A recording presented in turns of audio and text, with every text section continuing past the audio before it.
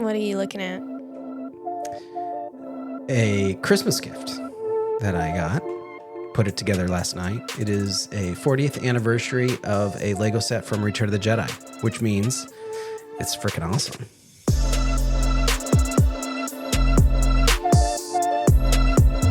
Hello and welcome to the Resilient Lineage podcast, where we reflect on the past, anticipate the future, and discover what God is up to today. I'm Olivia. And I'm Milo. And today we're going to be talking about positioning ourselves for a spiritual gathering. Yeah. Church camp, for example. Church camp. You got a one-day church camp coming up. Literally. Isn't it? I mean, it's just one day, yeah. Kind of. Is it start Friday night? Yeah. Like worship and setting you up to hear a message the next day on Saturday. And then you're done Saturday night, right? Mm-hmm. And then we come I feel to like church. I should know that. Maybe. But I'll be honest with you. When I hear those announcements at church, sometimes it's like, I'm pretty sure everybody that needs to track that's tracking that. I don't think I need to be tracking that. Is that bad? No. Okay. Because it's kind of like... Would you tell me if it was bad? You would tell me. I would tell you. You'd be like, Dad, no, that's not good. I'm one to share my feelings. That's true. Are you looking... You went to this last year, right? I did. And it was actually really, really good. Okay. Yeah, it's like a kind of view it as like a pre-camp. Okay. So students go there and Yeah. then they're like excited for summer. Oh, so okay. it's like a preview, you know what I mean? Oh, nice. It's like a trailer. Yeah. So one of the things that Olivia and I try to do in preparing for these podcasts is we look over the calendar of what's coming up. This is true. And the things that we're going to naturally talk about anyway. Mm-hmm. And then kind of go like, well, wait a minute, maybe that's something we could discuss a little bit more openly with some of our closest friends. Yeah. Because if you're listening to this podcast, you are some of our closest friends.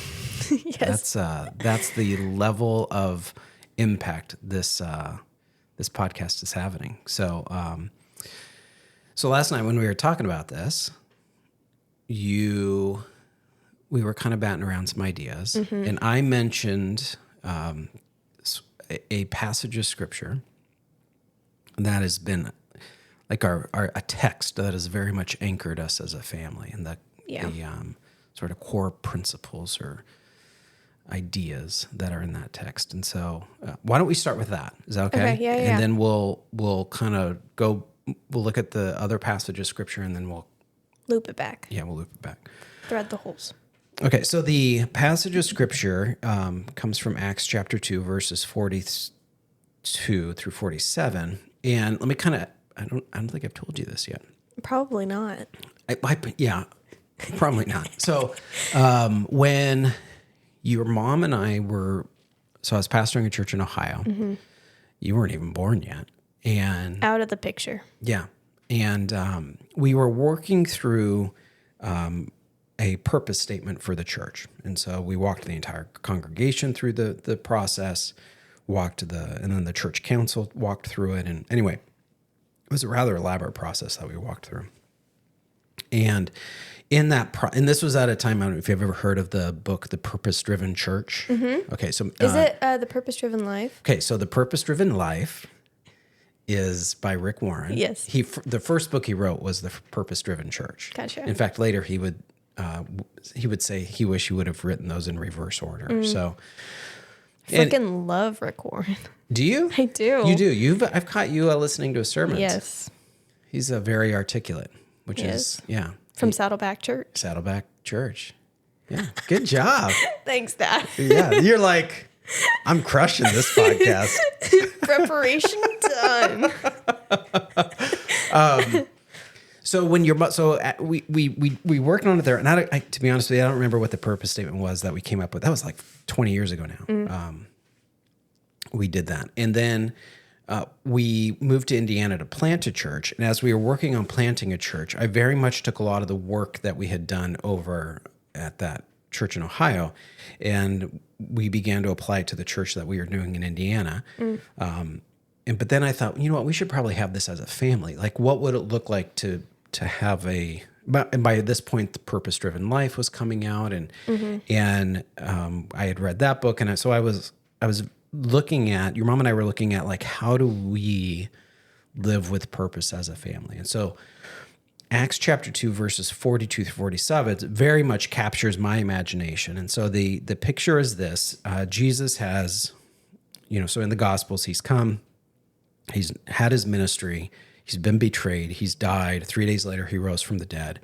Then he spent a period of time where he showed up to disciples and kind of let those close to him know that he was alive. And then he ascended back into heaven. Okay, so that's when the book of Acts picks up. So Jesus gives them, the Great Commission. You should be my witnesses in Jerusalem, Judea, and Samaria, and the ends of the world.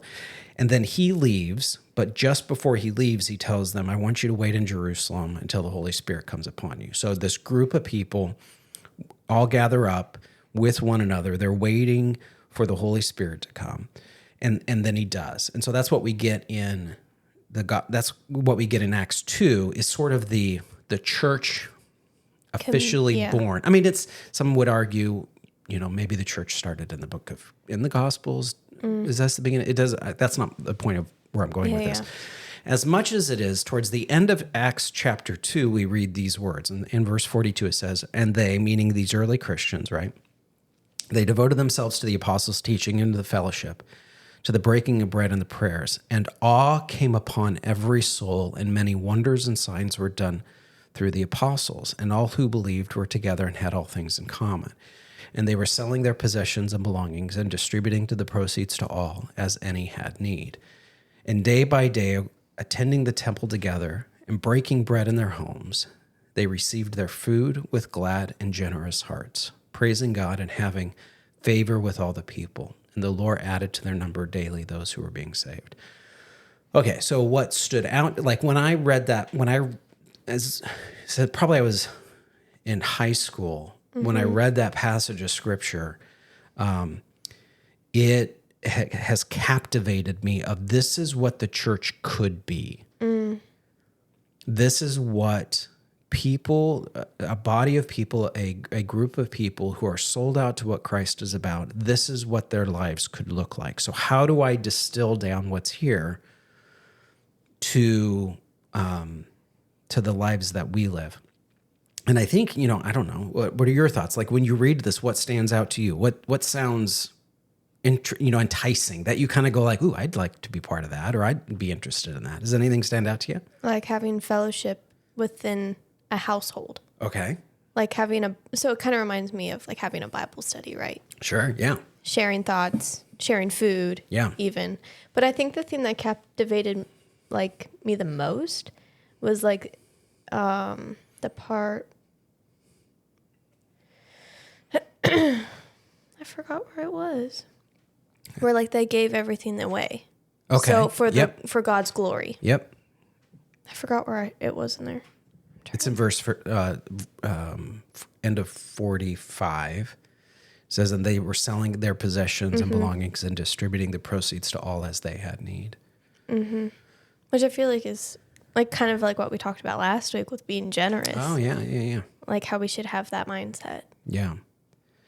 So what stood out to me was the level of intentionality these folks had. Now, I don't think anybody sat down and was like, how can we, effectively do this? I think this type of lifestyle is natural in some regards to those that have turned their lives over to Christ. These are the natural outcomes that come with that. Now, having said that, I also think we live in a world that you may be able to do this in kind of a burst for a period of time, but it creates a level of diligence to do it consistently and intentionally. So it's more than just, okay, we're just going to ride this wave of a Holy Spirit high.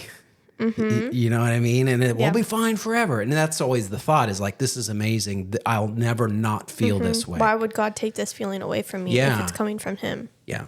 And it's not that he takes it away as much as it is, that's not life circumstances don't play out itself like that.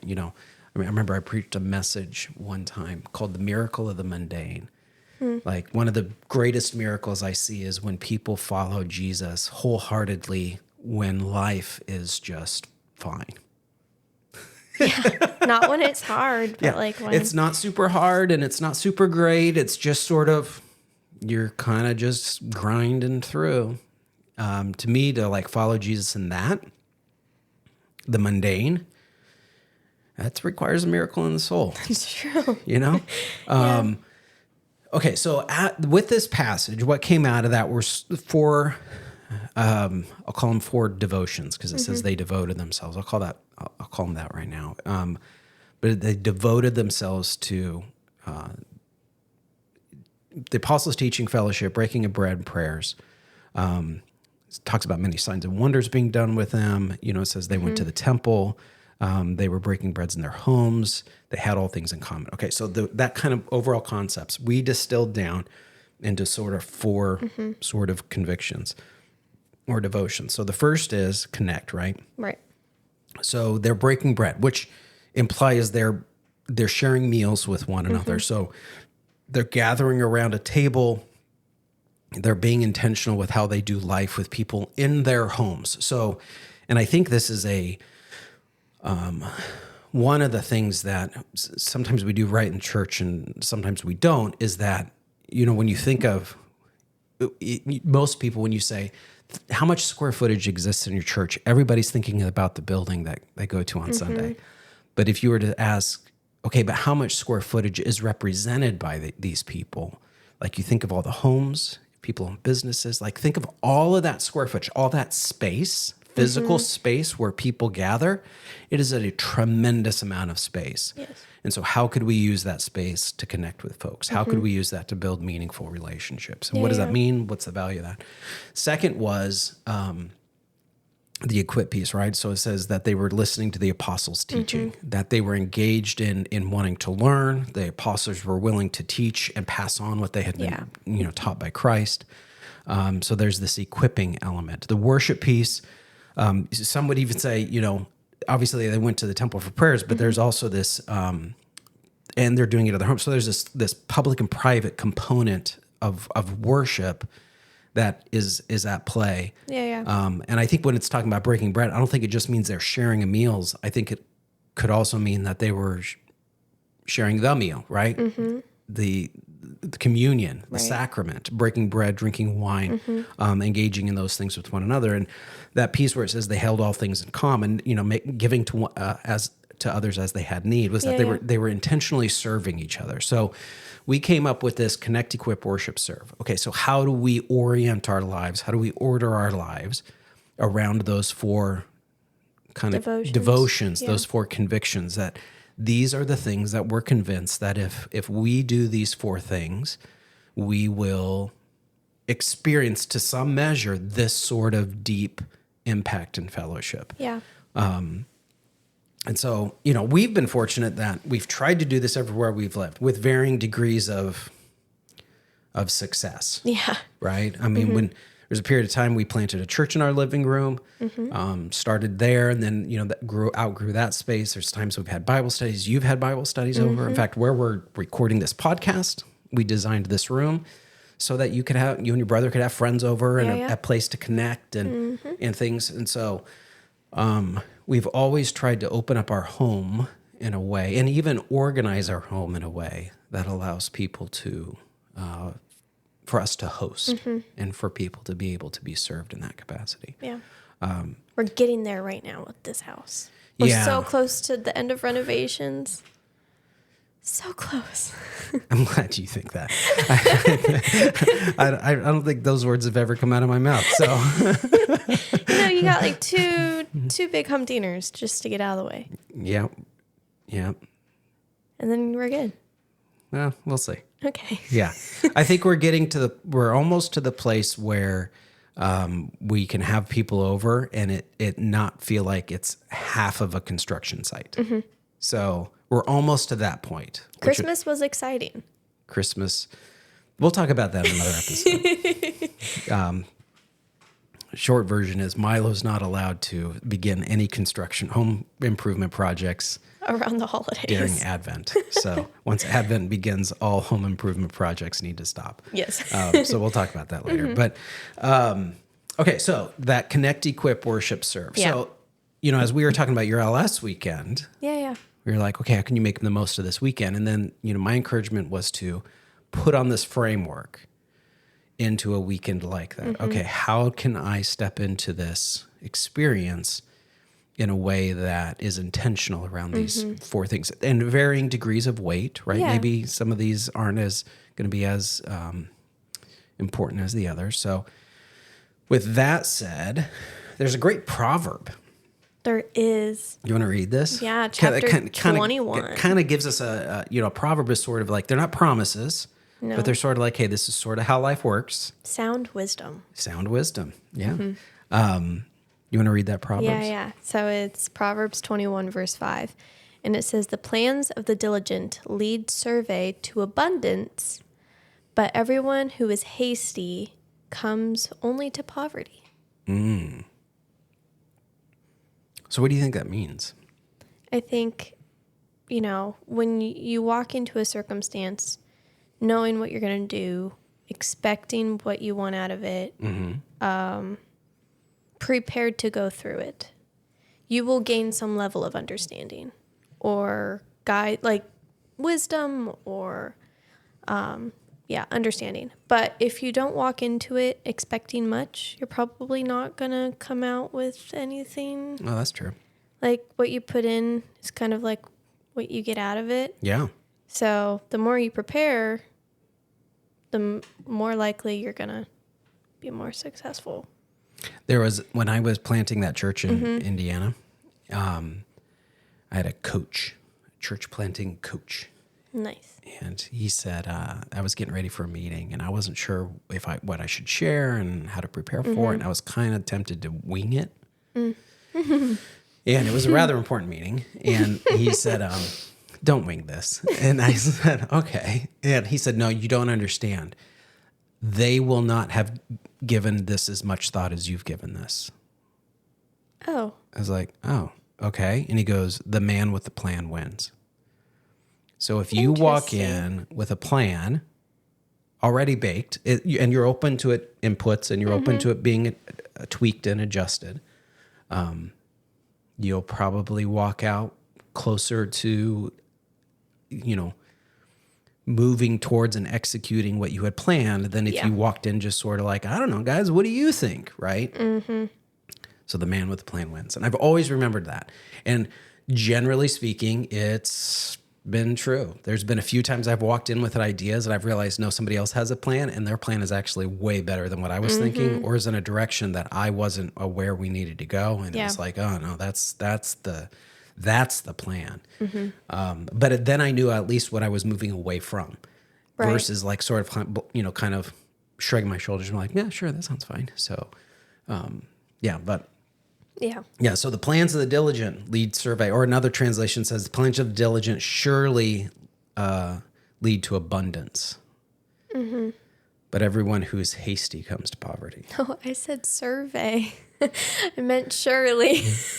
No, that's what you I wasn't sure if that was a typo or if that was what you... Oh, was that anyway. It says the plans of the diligent lead surely to abundance. Okay, that makes more sense. Yeah, I was like, what about survey? Lead survey to abundance. I was like, oh, that's an interesting... We're reading our notes. Translation. We're not reading out of the Bible. The Bible's not... Well, we read out of the Bible initially, and then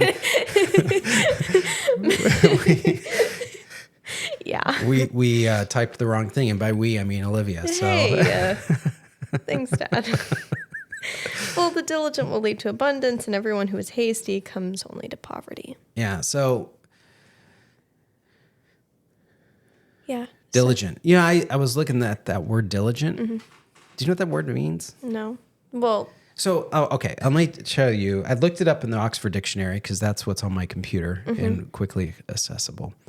But then I'll tell you what the Hebrew word there actually means. So that in the Oxford Dictionary it says having or showing care and conscientiousness in one's work or duties. Showing care or conscientious, like you're being intentional. Yeah. What the word, the Hebrew word actually means is like to sharpen, to carve. So it's an artisan's word. Interesting. Isn't that beautiful? It is. So the plan of the diligent, or the plan of the person who is artistically shaping their life, leads to abundance. That's cool. That's really cool. But everyone who is hasty comes to poverty. There's that. And I think, obviously you can overplan, and we're not advocating for people to plan outside of God's will. No. But we should be able to be intentional and then move forward from there. So with all of that said, okay, so we've looked at the Acts passage. Yeah. Looked at the Proverbs passage. Connect, equip, worship, serve. Okay, how do I live a diligent life, right? How do I live in a way that I'm artistically carving out the plans for my life? Because that's where abundance is, right? And not that we don't want to get into a health and wealth prosperity type thing, but the idea is steward your time well, steward your resources well, and there will be abundance, right? There will be plenty to go around, and not just for you, but for you to be generous with. We talked about that in the previous podcast. Okay, so with all that sort of framework in mind, how does that, or how can that shape the way you approach a student weekend like you have in front of you? Yeah. I think for me, you obviously want to get something out of it. It's an event. With our church, it's a big event. You're meeting with every student of this church. So we go to this mega church, if you want to call it. I don't even think you can put it in quotations. It is a mega church. I looked it up. The other day I got really bored because I was watching. I don't remember. You know how my brain works. So I was like, mega churches. I wonder what the top 100 mega churches are. And I found a list that listed them by state. Oh, yeah. And what are the biggest churches in what state? And this is the church we go to is the biggest in the state of Virginia. Yeah. It's got a main campus, and then it's got multiple campuses. Yeah, so like it's all 6 or 7. Yeah. So, we've lost track. They say it every Sunday, but they do. We don't count. So. Okay. Well, that doesn't sound very good on our end.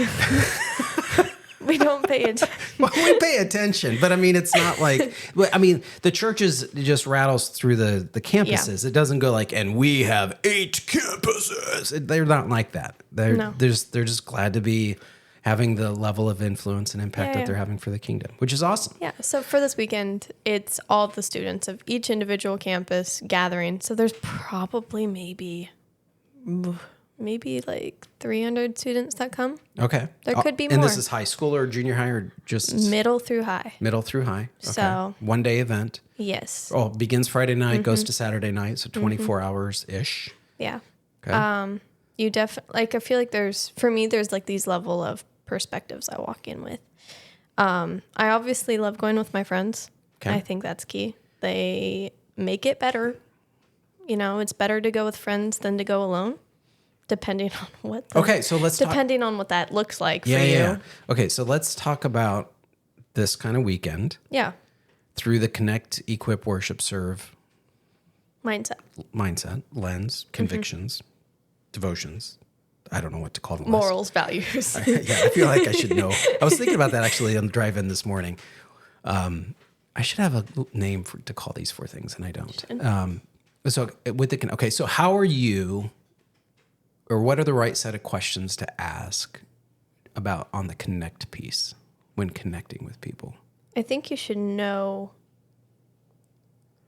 I think you should walk in with, how can I take what I'm going to hear and apply it to my life? I think that's just something you should walk in with. A personal connection with God. Okay. What can I learn before you even go in? I'm going to walk in and I'm going to hear this message, or I'm going to hear this song, or I'm going to speak to these people. And it could be something small.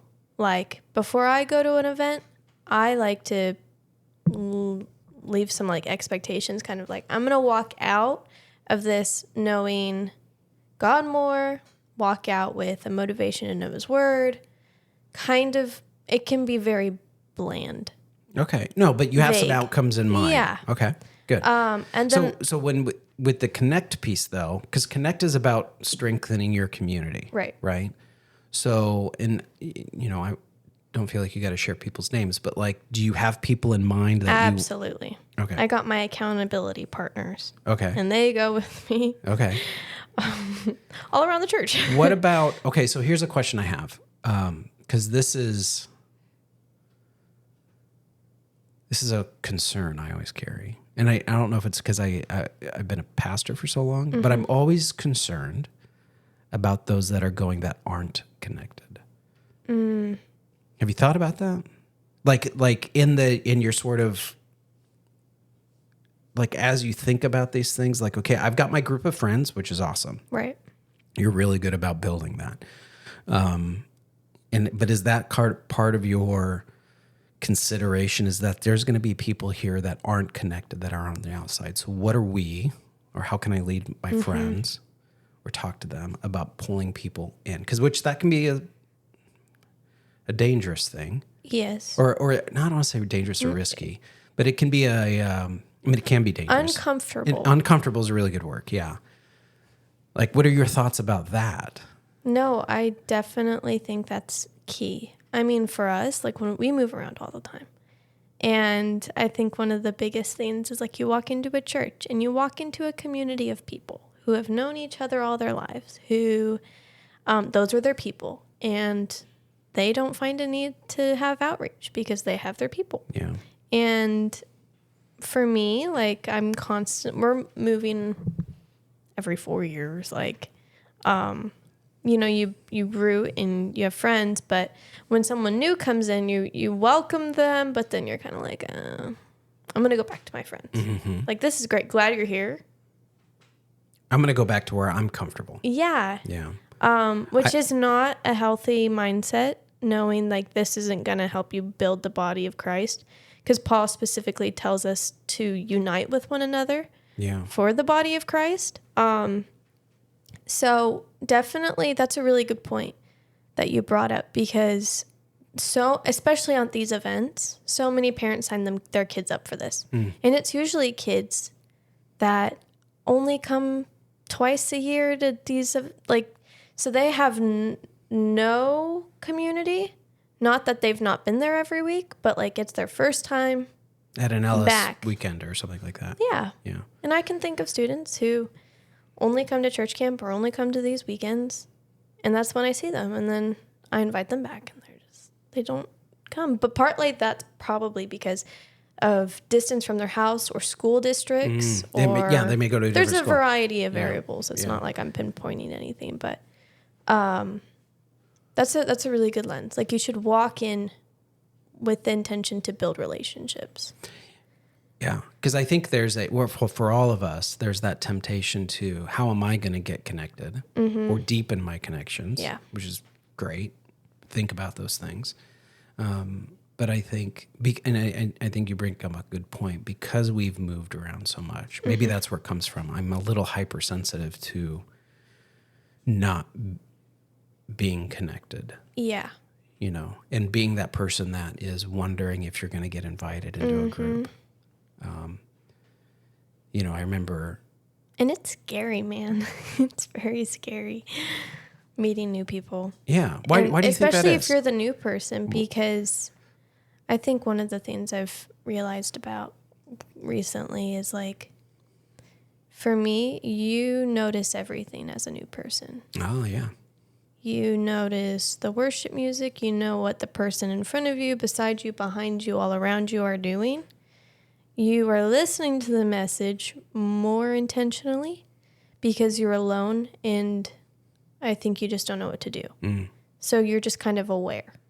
While I think those who are constantly there, kind of hanging out with their friends, or don't have maybe a desire, maybe they do, but it's not huge. I know a lot of people come to church because of their friends, which is great. Like, it's great to have a community, but you need to have some level of outreach, I think. And so what I'm saying is, like, being in a military environment and moving around and people not always relating to you, because I'm a military kid. We're going to a Virginia mega church, and not that many people move around, and they've always lived here, and that's great. So I think people get intimidated when your life doesn't match theirs and they don't know where they can connect. Yeah. Good. Well, so I think, so connect is one. Equip Equip. is the next one. Yeah. What does that look like, Dad? Nowadays. Well, again, like for each of these, I always have at minimum, sort of a paired up set of questions. So like with the connect is how am I going to connect? And then the second question is how can I connect others? And which, to that point, it might not be that they connect with my group, Right. but I may make sure that they're connected with a group or connected with somebody. But those are two different questions, right? Right. And so I think even on the equip piece, it's two different questions. So one question is, what do I need to learn? What are the questions I'm wrestling with right now in my walk with God? Yeah. What am I trying to get clarity on? What am I doing to, grow my faith in an intentional way, maybe around a particular topic or interest? Or you like with an LS weekend, right? There'll be a theme and it'll be like, hey, here's kind of what we're focused on. And it's like, okay, well, maybe that's not what I've been focused on with my walk with God. So what am I going to learn about that theme, even if I'm not interested in it or I don't really see the relevance? Okay, well, you know what? I can press pause on personal relevance for the next 24 hours and step into whatever this is.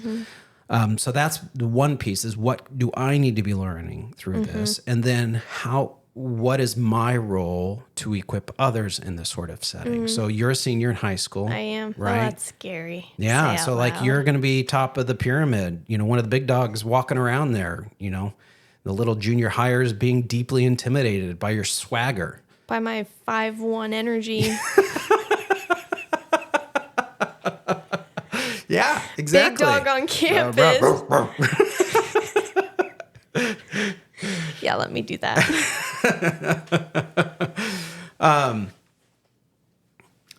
But I mean, you're a senior in high school. Yeah. So, I mean, have you thought about that going to this LS weekend that you're in the group of the older ones? I am. And I think one of the things that surprises me the most is, as a middle schooler, I looked at all the seniors or even my brother and all of his friends when they were seniors. I'm like, wow, they look so old. They're so grown up. Maybe not my brother, but like, Everyone else. Everyone else. All of his other friends. But now that I'm that, like, it doesn't seem that, I feel like there was a level of importance. Sure. And I don't feel that because Yeah. I'm Olivia. Like I kind of didn't view my senior year as like this. Like I'm going to be the sphere of influence, which I should because the seniors I remember had a sphere of influence on me and they pushed a relationship to have with me and I still remember them. Yeah. I'm friends on Facebook with them. Yeah. Shout out to Sam Miller. But now that I'm kind of that age, like I look around and there's all these like middle schoolers that are just screaming and running around. And I'm like, maybe like next week's a new week. Or I was way more mature when I was there. Yeah. And it's like not this good lens that you should stare at your youth group. Well, that lens gives you the permission to not engage. Oh, yeah. So it's kind of going, well, no, I have a responsibility here. So how do I step into that? So, I mean, I think what you bring up is a really good point. So how do you, and again, these aren't like, here's the question, find the, what's the answer? It's much as it is walk into the setting with that question. Even like going back to that Proverbs passage, the diligent person, the way they live their life will lead to abundance. Well, I don't think diligence is just walking around with a bag of answers. No. I think diligence is I'm constantly asking, how can I sharpen or how can I carve or how can I hone this setting to accomplish the objectives that need to be objective? So that's a set of questions that's constantly being asked as you're going through it. Yeah. And so with Equip, it's like not just what do I need to learn, but then also how can I equip others to do the same? Yeah, and it might not even be on the spiritual front. Right. It could be like, hey, you see somebody like, hey, you good? Like, yeah, I can't find my group leader. what's their name? I don't even remember. They didn't tell me. Do you know what I mean? Yeah. It's like, oh, okay, well, let's figure out where they're at. And you're not afraid to ask questions, and you've been around long enough that you can go. Just little things like that. That, hey, how can I posture myself to help someone else answer their questions, regardless of what the questions are? Right. Okay, so that's a connect, equip, worship. So LS, I'm assuming they're going to have like worship services and things like that. So what in that weekend? What are the worship gathering? What is the emphasis of worship going to be? If I remember right, I think last year they had us do worship. I'm on the worship team for my campus, so I don't think I did it last year because Are you playing this year? I don't know. Dave hasn't. It's probably I should reach out to Dave. Dave, He's a busy guy. he is a busy guy. Like I'm not gonna expect him to reach out to me now and be like. Anyway, I don't think I was on the worship team last year because it was a whole thing. Anyway, but Friday night was kind of like we're gonna open with worship and then here's a little message. We're gonna ready our hearts for the preparation for tomorrow. Got it. So that you can kind of dive in. Yeah. Like you're just walking through the shallow end, ready to dive on Saturday. On Saturday, it was a lot. Like it's all the hype music you don't hear on Sunday morning.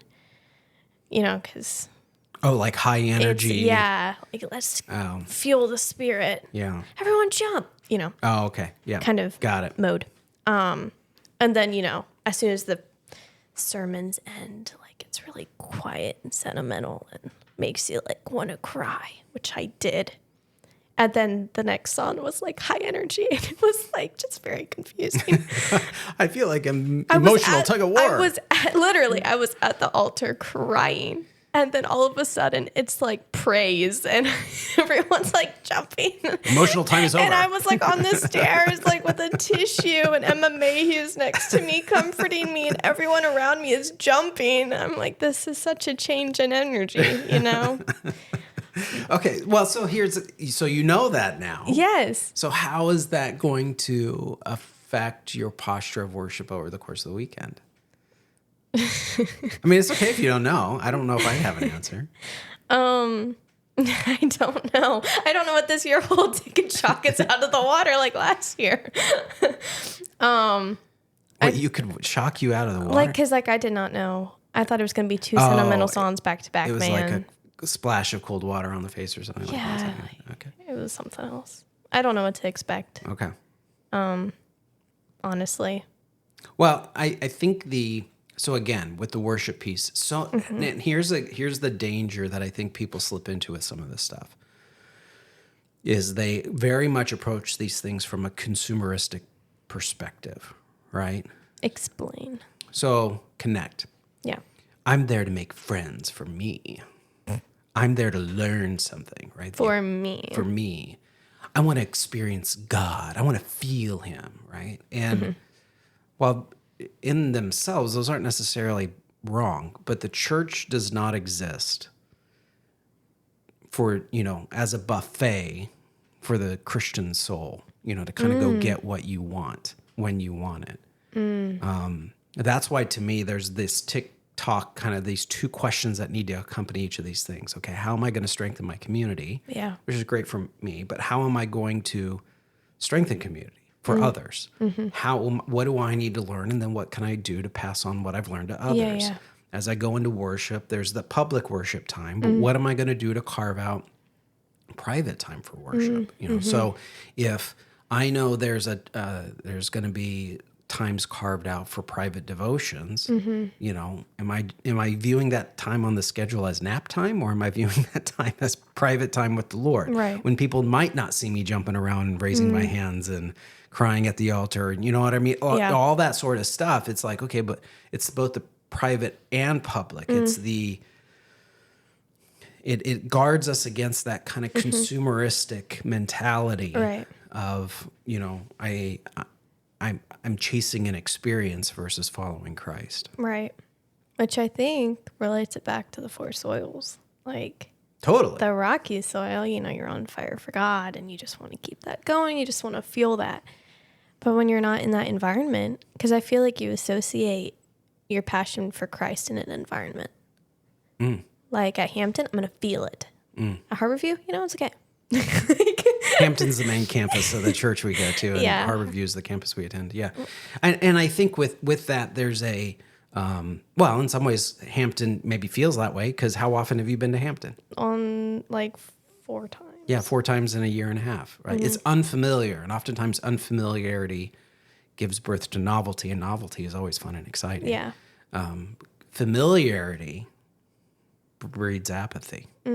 Like, well, okay, well, whatever. I know this. I know that. Yeah. I know how this works. How is the Lord going to use this? Yeah, like you're familiar with, like at our campus, because you've played worship, you're familiar with the platform. You know how the tech gear works. You know what goes into the preparation. None of the songs are surprising because you help, you've led them before or practiced. So because there's a familiarity to it, the novelty isn't there. Right. And I think if you're chasing novelty, particularly with worship, then, well, with any of these things, right? Even the serve piece.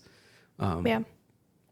If it's about having a novel experience where, it's fun and exciting because it's new, it's unfamiliar, and it's just so exciting. Okay, great. That's like... Good, but... Yeah. But this is like even relationships. When you meet somebody and it's like so exciting, we click so well and and you can't stop talking, and especially if it's a romantic relationship. Ooh, that's exciting. I'm not there yet. One day. Everybody goes through that. It's one of the stages you have to work your way through. But then what happens when it's not exciting? What happens when it's like, why is he texting me right now? Why is she texting me right now? I don't want to deal with this. Don't they know that I've got this other stuff going on? When before it was like, oh, they texted me. I'm going to stop everything I'm doing, right? It's like, okay, what are we doing here? It's the newness of it. It's the unfamiliarity of it, which is always exciting. It's a really good example. So connect, equip, worship. Serve. Yeah. And I think, again, like what's beautiful about that Acts passage is they held all things in common. In other words... they didn't really have to defend their faith. Like they were just comfortable. No, I don't think it was that. No? No. I think it was when it says they held all things in common. I think it was, hey, one way to put it in today's terms is what's in my garage, you have access to. Oh, yeah. That makes sense. Right. And then you would in turn say, and what's in my garage, you have access to. Like if you need a wheelbarrow, man, don't go buy a wheelbarrow. I got a wheelbarrow. I don't use my wheelbarrow all the time. Yeah. Come over and use my wheelbarrow. In fact, if you don't go out and buy a wheelbarrow, maybe, just maybe, we could use those funds to help somebody else. We can serve those that need more service. I remember we had a neighbor one time we did that with. Him and I kind of took inventory of the tools we had. Nice. Yeah. And the idea was like I had some tools he didn't have, and he had some tools I didn't have. And I was like, hey, this is what I got. And he said, this is what I got. And I said, great. I want you to know if you need any of these things, feel free to come on over anytime. And he had a key to the house. Yeah. And he did the same thing. And it was phenomenal because then it just, we held all things in common. And I think, and the other part of that passage, is, I'm going to read it, the text right here. And they were selling their possessions, belongings, and distributing the proceeds to all as any had need. So they were aware of each other's needs. And so thinking about, like a weekend you're stepping into, and we're talking about this just, maybe we didn't highlight this as much as we should have at the top of the hour, but we're highlighting this because there's always going to be these sort of opportunities for us to spiritually step into a retreat type weekend or a spiritual experience. I recently got back from speaking at a men's event. There's these things that the church does. So how can we diligently make the most of those moments and have an abundance of resources to live the lives Christ has called us to? So as you think about this weekend, what does it look like to serve? Honestly, like I feel like it's like you want to invite people, but now it's like a little too late. Can you give me a different question? It's not an intuitive question. Right. Would you agree? Right, because like I'm in the place of like I'm the student, I'm not serving. And then that can be a very dangerous slope because then I'm like, I need to have an intention to serve to some degree. We all should have an intention to serve in any circumstance, whether that's at work or at school but that just, the Lord convicted me there for a minute.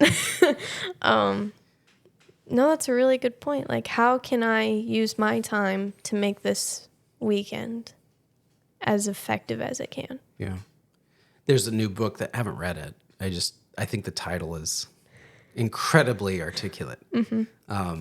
It's by the American writer, who's just an amazing thinker named Arnold Schwarzenegger. Oh, yeah. Have you ever heard of him? No. Wasn't he a bodybuilder way back in the day? Bodybuilder, actor, Governor. governor of California. You have seen the special on Have Netflix. I? Okay. But I think the title, I don't want to screw this up. Let me look this up. But I think the title of the book is Make Yourself Useful or Be Useful, 7 Tools for Life, which is a really great, super simple, clarifying, are you being useful right now? Not are you liked? Right. Not do you have a lot of friends? Not, do people find you attractive? Right.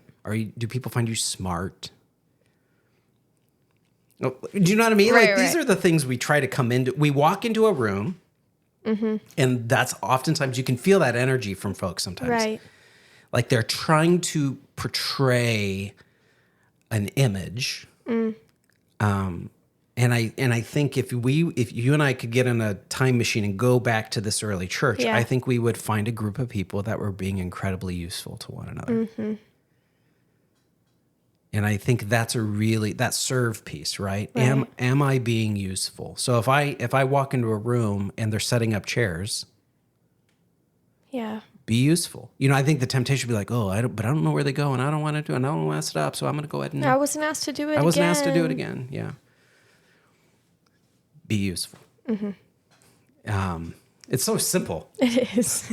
It's like 2 words. It's but it's so. I think the kind of. And it doesn't take much to be useful. It doesn't. It really doesn't. And your mom deserves a lot of credit for this. She does. Because we've tried to this framework that we've been living for the last 20 years, figuring out how to live, and it's changed, and what it looks like now is a little different than what it looked like before.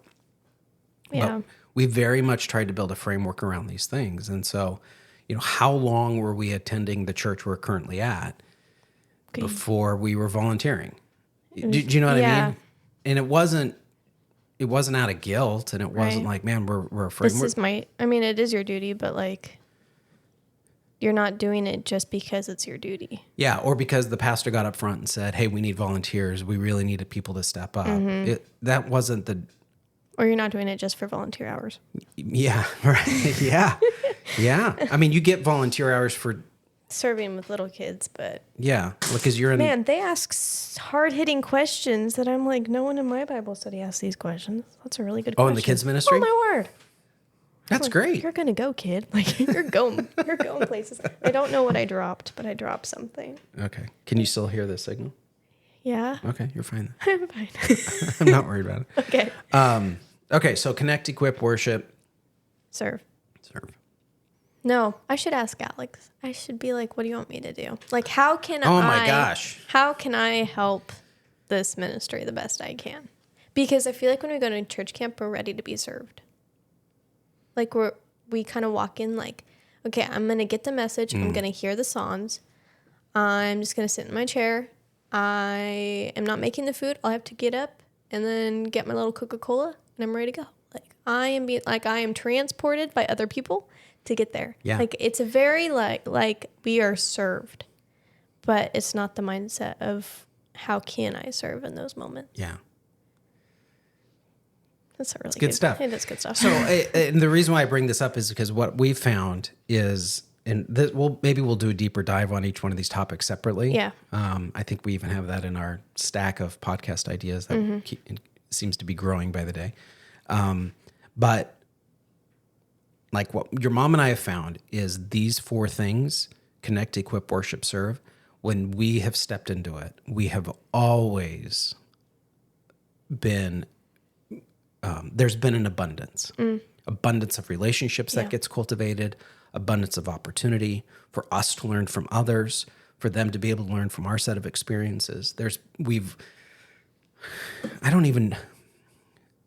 always prioritized worship. So we haven't, we've moved around a lot, but it's not like when we move into an area, we'll figure out when we're going to go to church, where we're going to go to church eventually. It's like, no, week 1, boom, what are we visiting now? It can be very uncomfortable. Yeah, it is. Finding a church. Well, that's one of our topics, actually. I want to go over that. How do you find a church home? Yeah. Stay tuned. Stay tuned. But but one of the things that in the church we're now, all the churches we've been a part of, there's been people that have been incredibly blessing to us as the new people. You know, we've been able to serve all over the globe because of this posture. Like, it's just opened up the world to us. Our world is not small because and it's not like your mom and I invented this stuff. We pulled this straight out of the early church. This is what they did. Yeah. And that's, the way to live then is still the way to live now. And it scales down to, how do you make the most of a 24-hour church retreat experience, right? Like, how do you make the most of that experience in a really rich and deep and meaningful way? Yeah. I think there's this early proverb in chapter 2, verse 2. And it says, making your ear attentive to wisdom and inclining your heart to understanding. Oh man, that's good. And I got that passage it's a really good passage. But it was right at the beginning of our 1-year Bible plan. And I was like, yeah, I'm going to be on fire for God this year. But I think you need to walk in attentive. Looking. And diligent. You are not there to goof off. There are kids there that just goof off. And sure. Because, maybe they don't have a solid relationship with God or whatever the case may be, or they haven't been taught. Yeah. Or the maturity level. I mean, there's a variety of factors that could go into that. So I think for me, especially when I walk in with a notebook and a pen, I'm going to write down what I hear because that makes me the most, that's this is how much I'm going to get out of it. Yeah. That's how you practice attentiveness. Right. Is prepared to take notes. Yes. Because my word for the year that I'm focusing on is concentrate. Ooh, okay. And if you know me, I have a 5-second rebound rate before I think of something silly, but definitely writing down what I hear in points and scriptures that they reference. I'm gonna try to go back and reread those so I can make the most of this understanding. I'm not saying this to be this is what I do and I do this every time. This is not. But definitely making your ear attentive or tuning your ear for wisdom and then inclining your heart for understanding. It's good. Yeah. Want to give some shout outs to some folks? Yes. That have been helping us. Oh my word. Yes. I'll share the first one. You go ahead. I'm gonna start off with Rita Renee Marvel. Who's that? Rita Renee Marvel is my cousin. Nice. And author of a new book.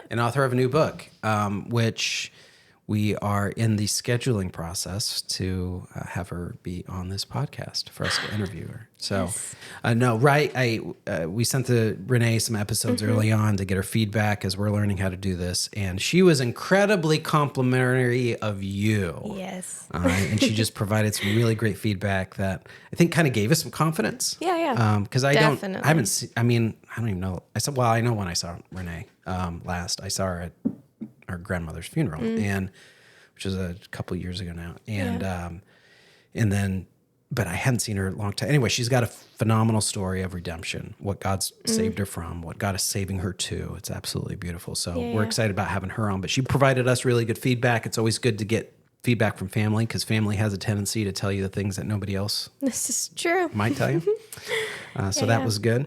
I'm going to shout out to my friend Amelia. Man, she can give you the best compliments, but then she can just tell you like, really, you say that? Like, Yeah. definitely my accountability partner. Good. And so she has been a big supporter of me on this podcast and giving me words of encouragement. So shout out to you and thank you for all you've done.